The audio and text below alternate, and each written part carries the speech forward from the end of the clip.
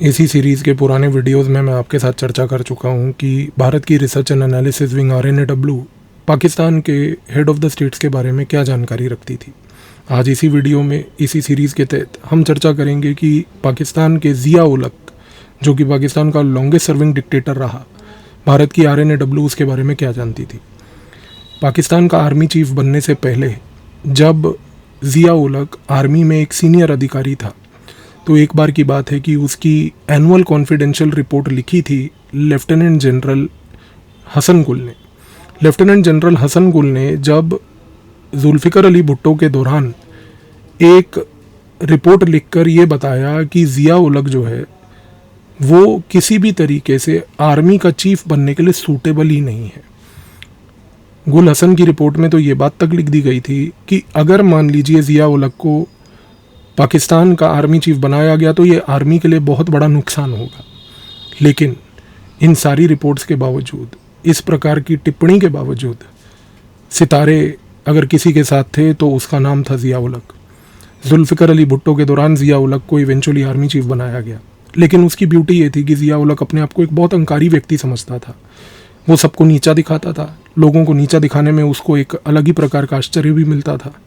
और तो और अपने मंत्रिमंडल के ही जो साथी थे उनको नीचा दिखाना, आर्मी के वरिष्ठ अधिकारियों को नीचा दिखाना, ये जुल्फ़िकार अली भुट्टो का एक पेशा था।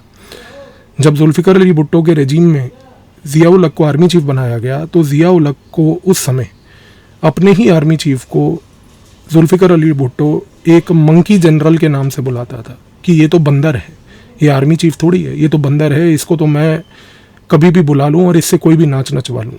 और ज़िया उल हक को जब वो बंदर कहता था तो जुल्फ़िकार अली भुट्टो उस समय अपने आप को मदारी कहता था, क्योंकि वो मानता था कि वो किसी को भी अपने हाथों से नचवा सकता है।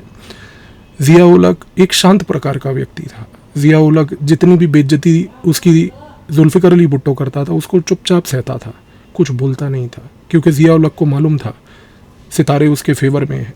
एक ना एक दिन तो जुल्फ़िकार अली भुट्टो हटेगा। जिस दिन वो हटेगा उसका रिवेंज अगर कोई लेगा तो वो और कोई नहीं बल्कि खुद ही ज़िया उल हक होगा। सबसे बड़ी बात यह है कि जुल्फ़िकार अली भुट्टो और ज़िया उल हक, ये दोनों के दोनों व्यक्ति एक बार अमेरिका गए। जब वो अमेरिका गए तो जुल्फ़िकार अली भुट्टो ने उस समय मुलाकात करी अमेरिका के राष्ट्रपति से।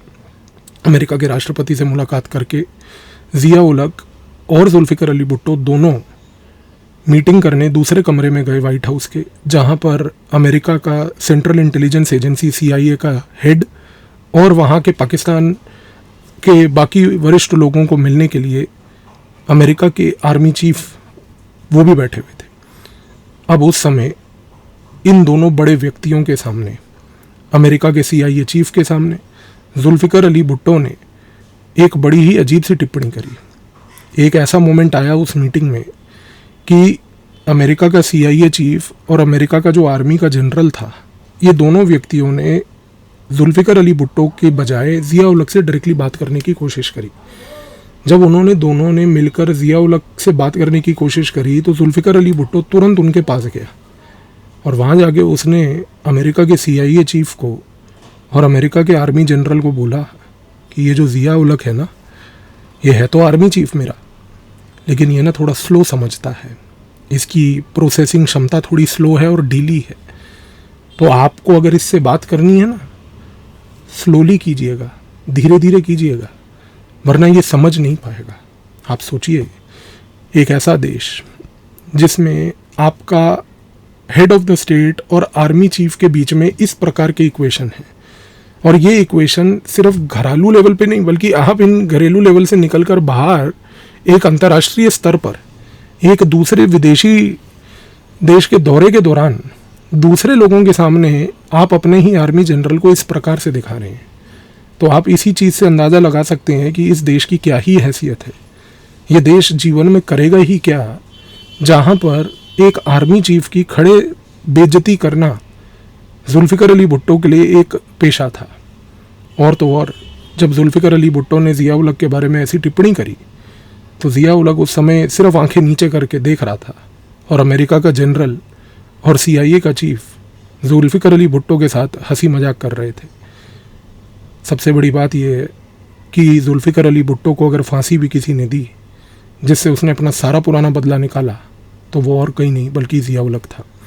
और जब उसने जुल्फ़िकार अली भुट्टो को हटाकर खुद पावर को अक्वायर किया, और पावर अक्वायर करने के बाद जब वो पाकिस्तान का लॉन्गेस्ट सर्विंग डिक्टेटर भी रहा, तो एक चीज़ तो तय हो गई कि उसके बाद उसने हर एक वो कोशिश करी कि जिसके तहत जुल्फ़िकार अली भुट्टो का नामो निशान मिटा दिया जाए। एक छोटा सा किस्सा ये भी है कि जुल्फ़िकार अली भुट्टो के जाने के बाद जब ज़िया उल हक ने पावर ले ली, उसके बाद ज़िया उल हक खुद 1980 के दशक में अमेरिका गया। वो न्यूयॉर्क में था। न्यूयॉर्क में उस समय वो संयुक्त राष्ट्र यूनाइटेड नेशंस की एक मीटिंग अटेंड करना चाहता था। उस मीटिंग के लिए वो पाकिस्तान के हाई कमीशन में अमेरिका में गया। जब वो पाकिस्तान के वहाँ पर हाई कमीशन में गया, उसने एक बड़ी पेक्यूलियर चीज़ देखी कि पाकिस्तान के हाई कमीशन में जो न्यूयॉर्क में था, उसके अंदर एक छोटी सी लाइब्रेरी थी, और उस लाइब्रेरी में बहुत सारी किताबें थी, और उनमें से जिस किताब के ऊपर जुल्फ़िकार अली भुट्टो की एक शक्ल बनी हुई थी, उसी किताब के ऊपर सबसे पहले ज़िया उल हक की नज़र गई। जैसे ही ज़िया उल हक अंदर घुसा लाइब्रेरी के, वो किताब उसको दिखी। अब उसका खून खौलने लगा। उसने वो किताब निकाली, और जाहिर सी बात है, जब वो ज़िया उल हक वहाँ लाइब्रेरी में खड़ा था तो पाकिस्तान के सारे वरिष्ठ आला अधिकारी जो एम्बेसी के थे वो उसके पीछे ही खड़े थे। जब उसने वो जुल्फ़िकार अली भुट्टो की यूँ किताब निकाली और उसने देखी, उस किताब को देख के जब उसका खून खोला, उसने किताब उठाकर वो अम्बेसडर के मुंह पे मारी, और उसने बोला, आपको क्या इससे अच्छी कोई किताब मिली नहीं यहाँ रखने के लिए? ये प्रकार की किताबें आप रखते हैं? तो आप इससे समझ लीजिए कि वही व्यवहार जो जुल्फ़िकार अली भुट्टो ने ज़िया उल हक के साथ किया था, ज़िया उल हक की बारी जब आई, उसने कोई कसर नहीं छोड़ी। अगले वीडियो में आपके साथ शेयर करूँगा कि भारत की research and analysis wing Musharraf के बारे में क्या जानती है। धन्यवाद।